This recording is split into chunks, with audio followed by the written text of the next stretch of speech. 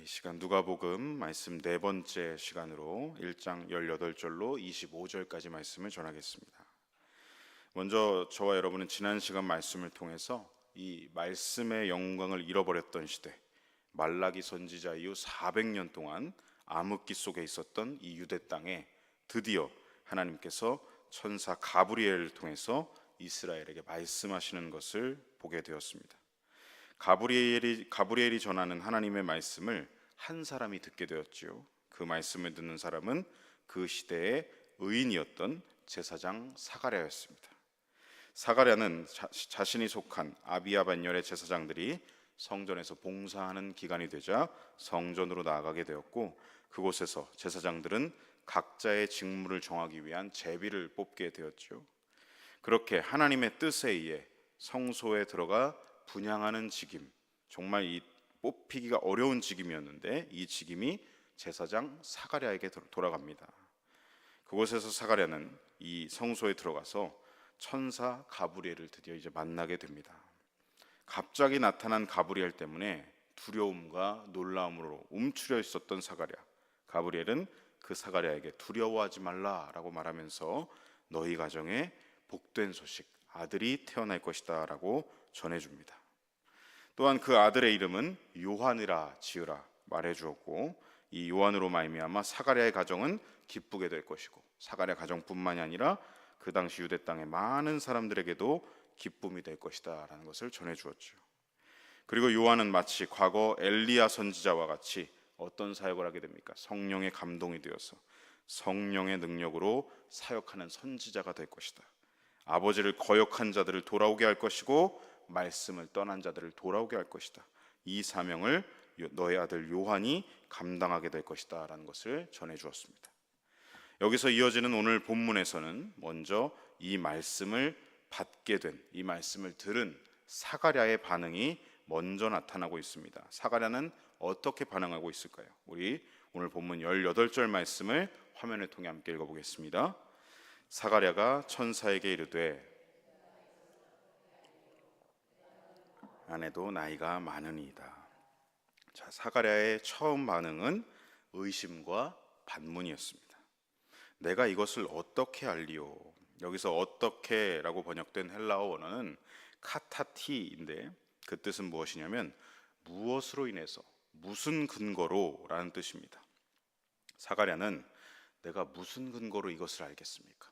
내가 무슨 근거로 이것을 믿겠습니까? 라고 이 가브리엘 천사에게 의심이 들어간 반문을 지금 하고 있는 것이죠. 이 사가랴의 질문은 과거 창세기에서 믿음의 조상이었던 아브라함이 하나님께 되질문했던 그 질문과 동일한 질문을 지금 하고 있다는 것을 알게 됩니다. 우리 화면을 통해서 창세기 15장 8절 말씀도 함께 읽어보겠습니다. 그가 이르되 주 여호와여 내가 이 땅을 소유로 받을 것을 무엇으로 알리이까? 여기서도 무엇으로, 여기서 앞에 누가복음 말씀 어떻게라는 말과 동일한 말입니다. 아브라함이 하나님께로부터 자신에게서 날 자식과 땅에 대한 약속을 받게 되는데 그때도 아브라함의 나이가 많았지요. 그 역시도 어떻게 합니까? 처음엔 믿음으로 받아들이지 못했고 하나님 앞에 되질문했던 것입니다. 이렇게 아브라함도 그렇고 오늘 본문의 사가랴도 그렇고 두 사람 모두 이 질문을 통해서 하나님의 약속에 대한 표징을 좀 주십시오, 확실한 표징을 구했다라는 것을 우리가 알 수 있는 것이죠. 표징을 구하는 아브라함에게 하나님께서는 별다른 꾸짖음 없이 표징을 보여주셨습니다.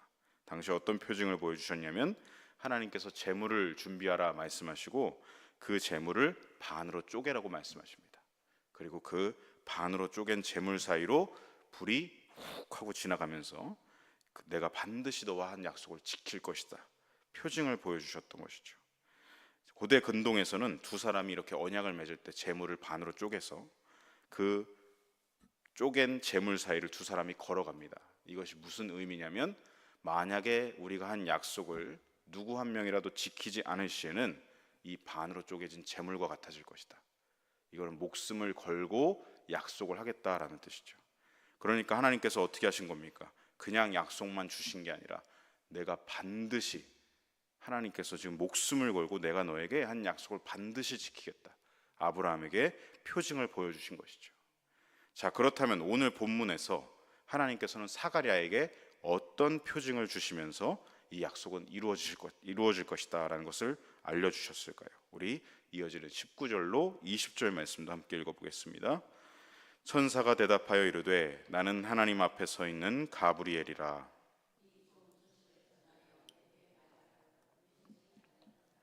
보라, 이 일이 되는 날까지 내가 말 못하는 자가 되어 능히 말을 못하리니 이는 내가 내 말을 믿지 아니함이거니와 때가 이르면 내 말이 이루어지리라 하더라. 아멘.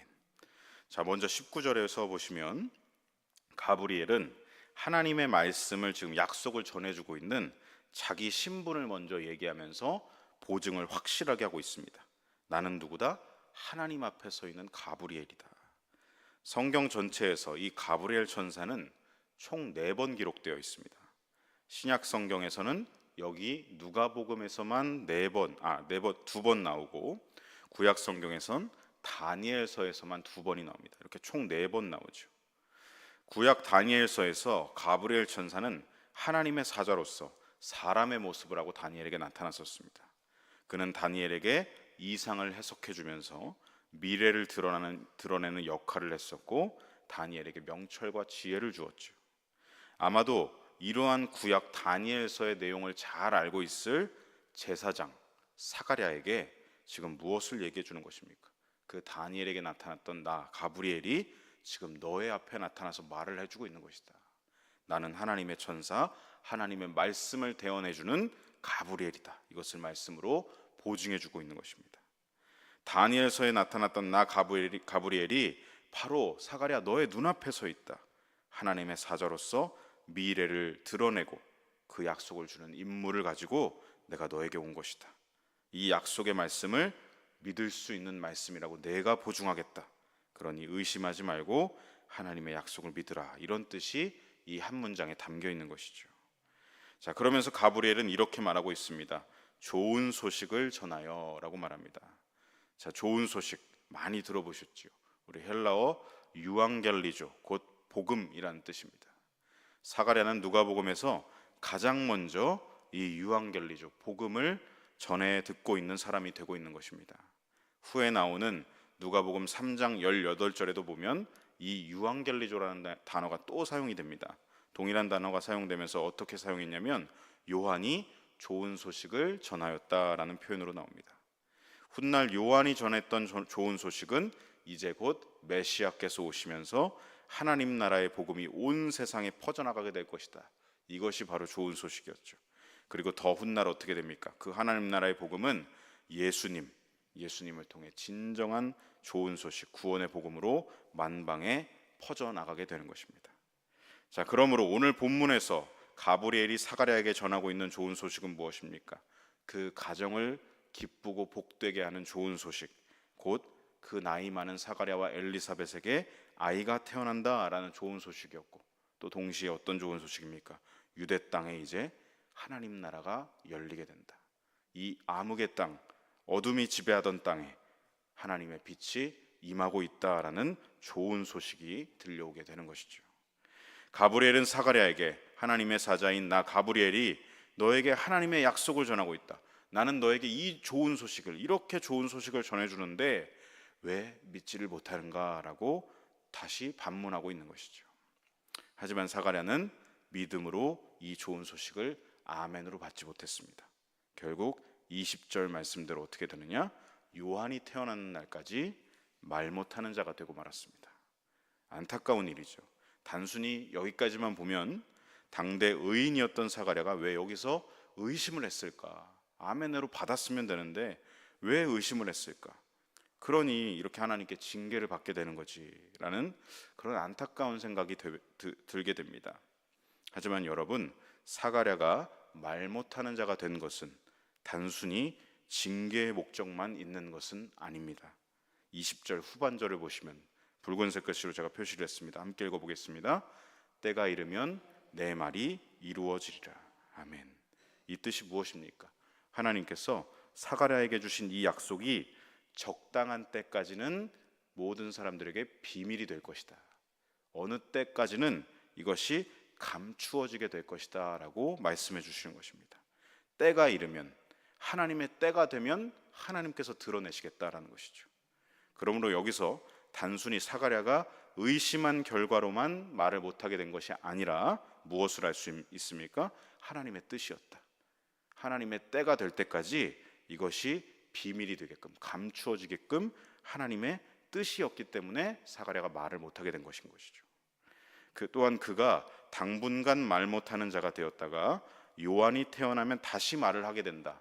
이것은 사실 기적이지 않습니까? 이 기적을 보여주시면서 지금 어떤 걸 알려주신 것이죠? 하나님께서 사가랴에게 표징을 주고 계신 것입니다. 아브라함에게 이 약속이 반드시 이루어질 거야, 표징을 보여주셨듯이 이 기적이 너에게 일어나서 이것이 반드시 이루어진다는 표징이 될 것이다 라고 말씀해 주시는 것이죠. 내가 너희 가정에 태어나는 요한을 하나님 나라를 예비하는 선지자로 쓸 것이다. 그 확실한 징표로 말 못하는 이적을 사가랴에게 주시는 것입니다. 이 이적이 요한에 대한 약속을 반드시 지키겠다는 하나님의 표징이 된다라는 것이죠. 하나님은 당신이 세우신 뜻과 계획을 그 뜻과 계획대로 반드시 실행하시고 성취하시는 분입니다. 그래서 이후에 어떻게 되는지 우리 21절로 23절 말씀을 보면 알 수 있습니다. 우리 함께 읽어보겠습니다. 백성들이 사가랴를 기다리며 그가 성전 안에서 지체함을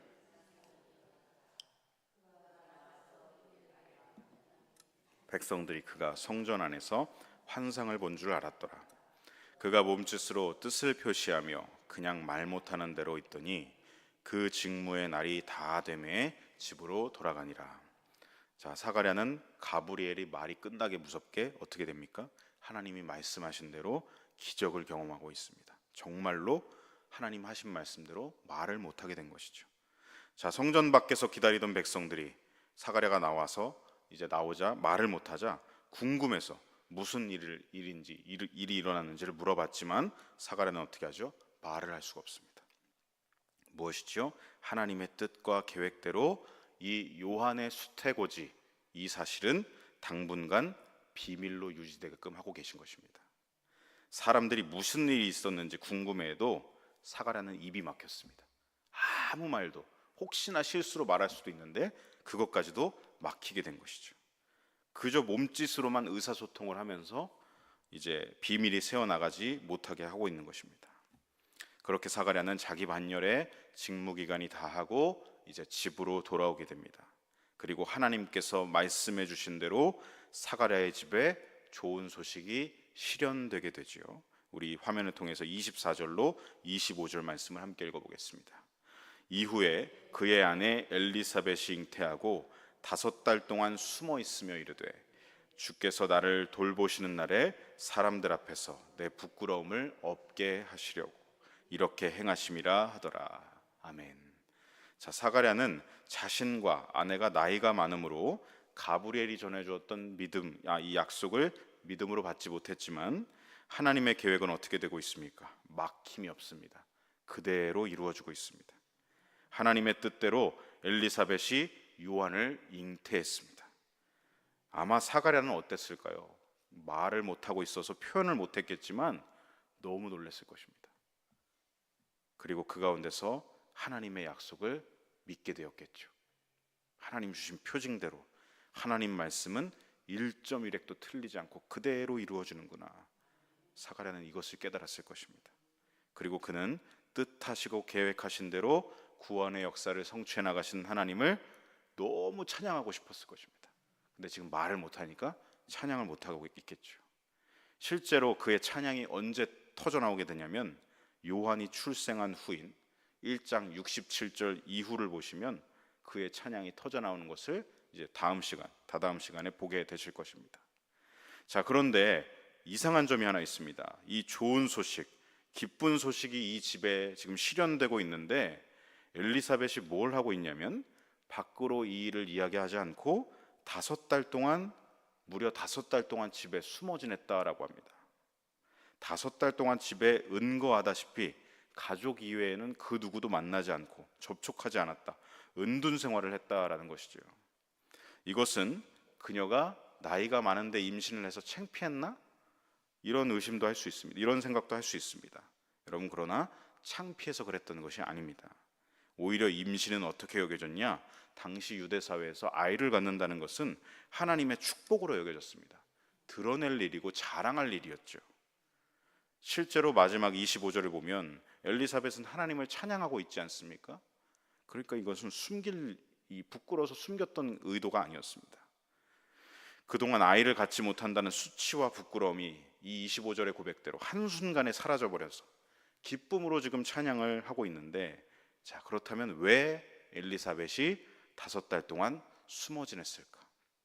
여러분, 왜 숨었겠습니까? 그것은 바로 나의 한숨과 나의 부끄러움과 나의 수치를 물리쳐 주신 하나님을 경외했기 때문입니다. 하나님을 경외함으로 이 일을 발설하지 않은 것입니다. 왜냐하면 하나님께서 남편 사가랴에게 주신 약속대로 하나님의 때에 하나님께서 드러내실 것이다. 그것을 믿음으로 기다리기 위해서 5달 동안 아무에게도 발설하지 않은 것이죠. 아마 사가랴는 집으로 돌아가서 말로 아내에게 말은 못해줬지만, 입이 막혀서 말을 못했겠지만 아마 글로 적어서 자신이 성전에서 무슨 일이 있었는지 아내에게는 말했을 것입니다. 그리고 정말 그 약속하신 대로 엘리사벳 자신이 잉태하게 되자, 하나님은 살아계신 분이구나, 주신 약속을 반드시 이루시는 분이구나, 이렇게 하나님을 경외하는 사람이 된 것이죠. 그래서 엘리사벳은 살아계신 하나님을 경외함으로 하나님의 뜻을 함부로 발설하지 않고 경거망동하지 않았던 것입니다. 사실 마음으로는 얼마나 알리고 싶었겠습니까? 그동안 그 마을 안에서 얼마나 수치를 당하고 조롱을 당했겠습니까? 저렇게 의인으로 살면 뭐해? 하나님께서 아이를 주지 않으시는데 얼마나 많은 수치를 당해왔겠습니까? 정말 너무나 이 마음의 본성으로는 소문을 내고 싶고 알리고 싶었을 것이죠. 그럼에도 그녀는 지금 어떻게 하고 있는 것입니까? 내 본성대로가 아니라 하나님의 약속의 말씀대로 행동했던 것입니다. 그녀가 찬양하는 25절의 고백대로 나의 수치는 내가 알리고 드러내서 벗겨지는 게 아니라 하나님이 하나님의 때에 벗겨주실 것이다, 하나님이 행하시는 것이니까, 이렇게 고백하고 있는 것입니다. 말씀을 마무리하고 정리합니다. 성도 여러분, 우리는 사가랴처럼 하나님의 약속의 말씀이 나에게 왔을 때, 임했을 때 사실 믿지 못할 때가 더 많지요. 그래서 주시는 말씀대로 삶 속에서 순종하지 못할 때가 많은 것 같습니다. 너무나 좋은 소식을 주시고 기쁜 소식을 약속해 주시는데도 우리는 그 말씀을 믿음으로 받기보단 사사 기드온처럼 그걸 제가 어떻게 믿겠습니까? 하나님, 좀 더 확실한 표징을 보여주십시오 라는 의심과 반문을 하나님께 드릴 때가 더 많은 것 같습니다. 우리가 한 번의 말씀을 믿음으로 순종으로 행하면 너무나 좋겠지만 아직 우리 믿음의 수준이 그렇지 못해서 그런 것이겠죠.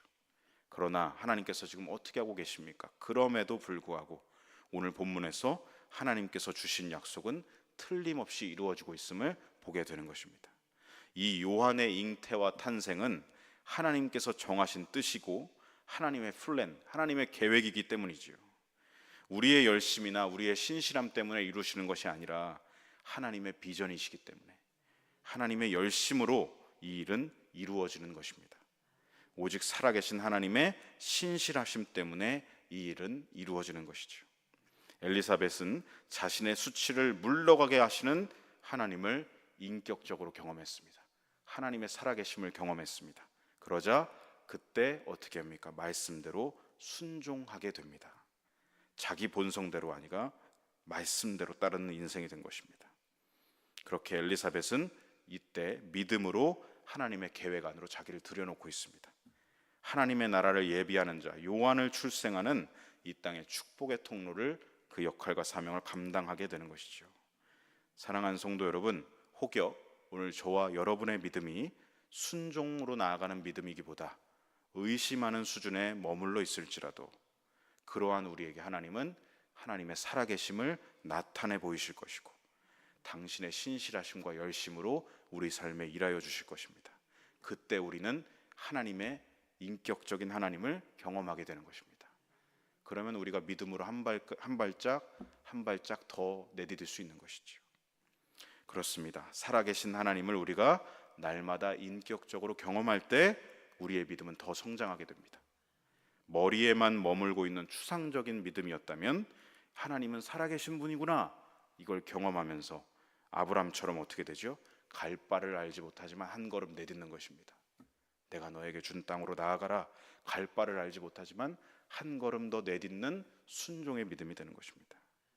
어제로 돌아가는 믿음이 아니라 오늘을 살아내는 믿음, 앞으로 한 걸음 한 걸음 더 내딛는 믿음의 발걸음이 되게 하시는 것입니다.